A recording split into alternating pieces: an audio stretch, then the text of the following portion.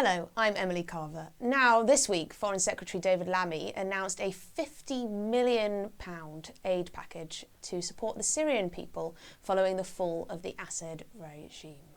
Now, the government says this will go to help the most vulnerable Syrians, including refugees, across the region.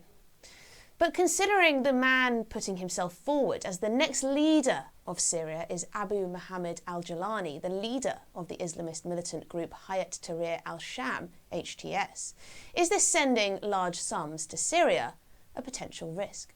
Could it be that the money does not go to those who need it most? And considering the government has taken the winter fuel payment from pensioners, they're planning to tax family farms like never before.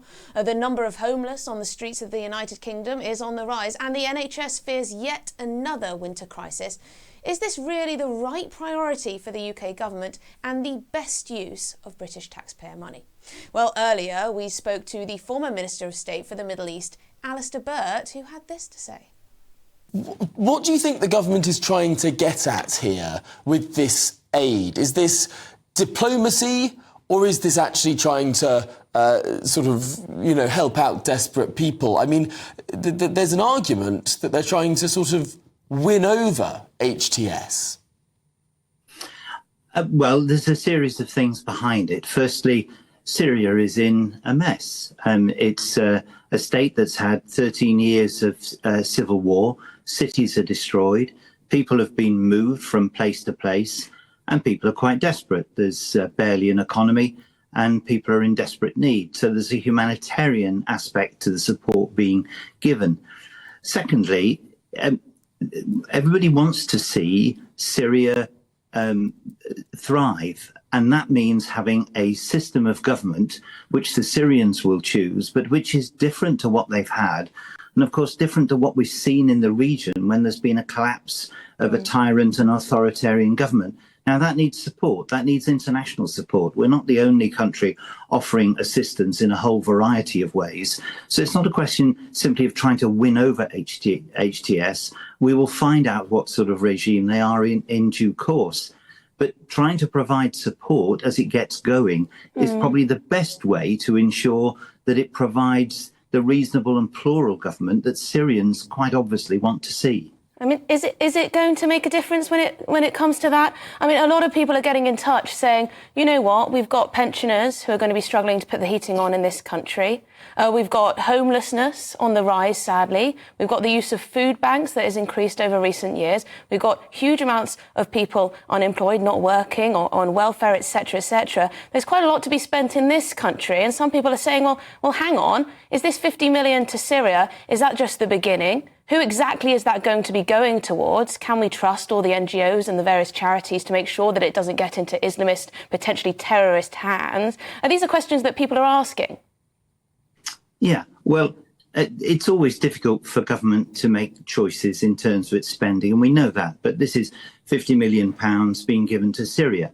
Next year we're going to spend £192 billion on the NHS. We're going to spend we spent this year £319 billion on welfare. You know, we spend money in this country on things that we need on a scale completely different to that of offering £50 million to those in need in Syria. So I suppose on that point then, Alistair, if it's a small amount of money, and I suppose in these international contexts it is actually a relatively small amount of money, is it actually going to do anything?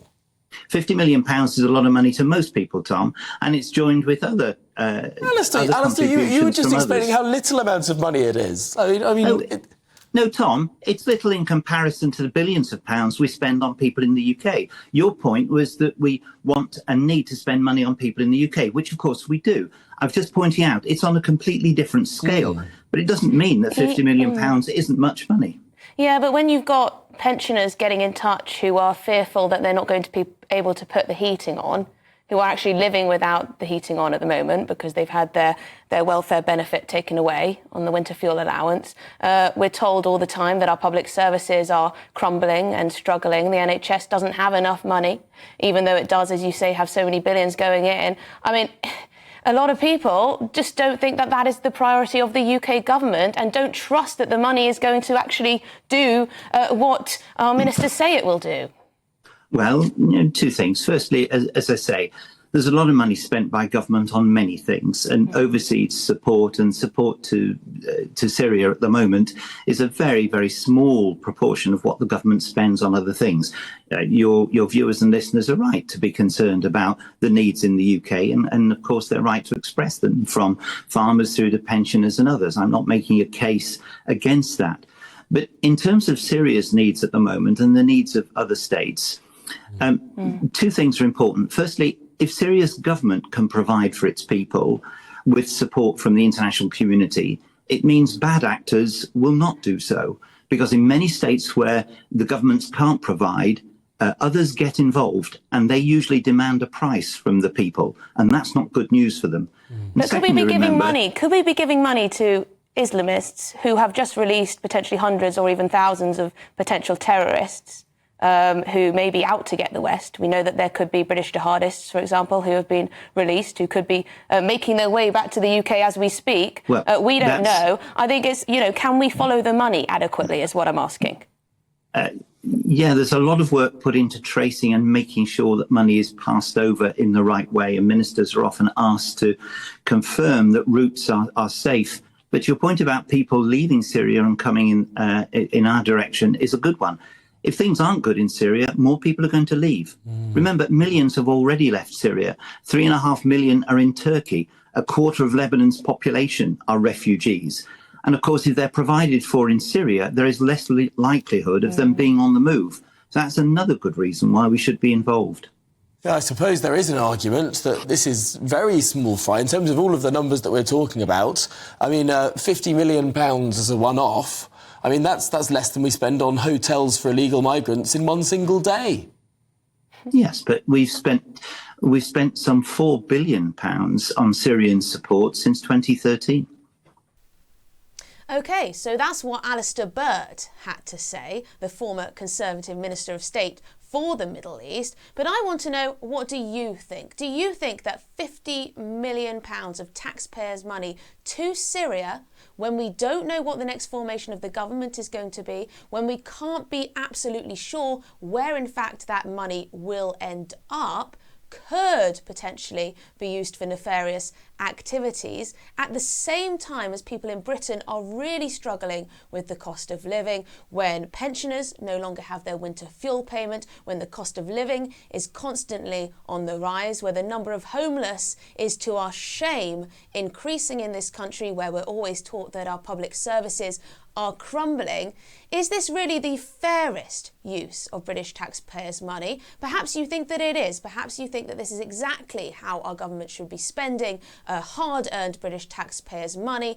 I just wonder whether we can be absolutely sure that this money is in fact going to go to the most in need of it, or whether perhaps it would be better off being spent at home. Leave a comment below. And of course, while you're here, do not forget to subscribe, give this video a like, and of course, leave a comment.